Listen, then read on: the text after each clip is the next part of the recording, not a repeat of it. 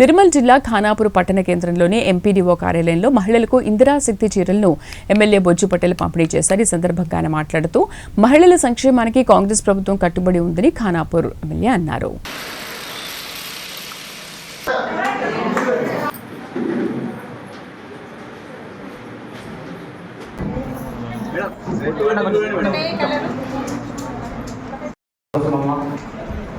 మరి నిర్మల్ జిల్లాలోనే మొట్టమొదటిసారిగా నా నియోజకవర్గంలో ఈ యొక్క చీరల పంపిణీ కార్యక్రమాన్ని చేపట్టడం అనేది జరిగింది. నేను నిన్ననే అధికారులు చెప్పిన ఇక్కడ కూడా మీరు షెడ్యూల్ పెట్టుకోకండి, మరి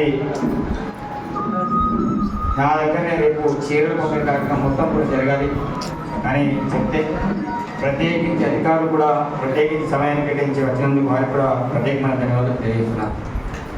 మేడం గారు చెప్తున్నారు, ఈ చీరలు అనేవి అందరికి ఇస్తాం, కొందరికి కాదు. ఒకవేళ గ్రూప్లో లేకపోతే గ్రూప్లో సభ్యులుగా చేర్చి మరి వాళ్ళకి చీరలు ఇస్తాం.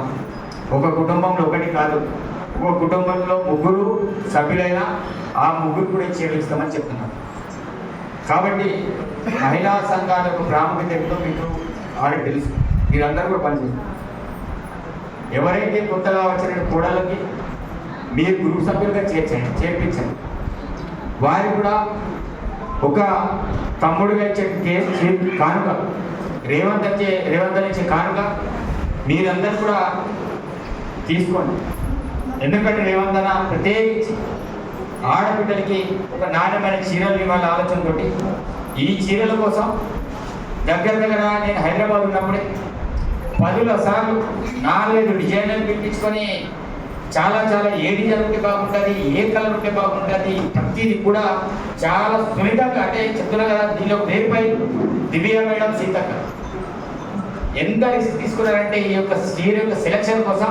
అదేవిధంగా ఏ రకమైన పువ్వులు ఉండాలి, ఈ అంచులు ఎట్లు ఉండాలి, పైన ఎట్లు ఉండాలి, నా ముఖంటే మేము అసెంబ్లీలో తీసుకొచ్చింది చెప్తారు కదా. దీని విషయంలో నేను ఇప్పుడు ప్రత్యక్షంగా చూసినా కదా, సీతక్క ఈ విషయంలో ఎంత శ్రద్ధ తీసుకున్నదో.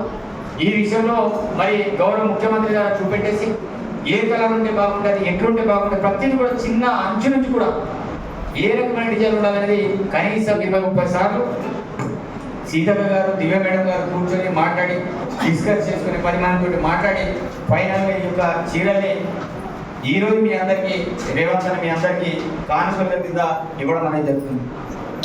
కాబట్టి అక్క చెల్లెల్ని కోరుకున్నది ఒకటే, మీరందరూ కూడా గ్రూప్లకి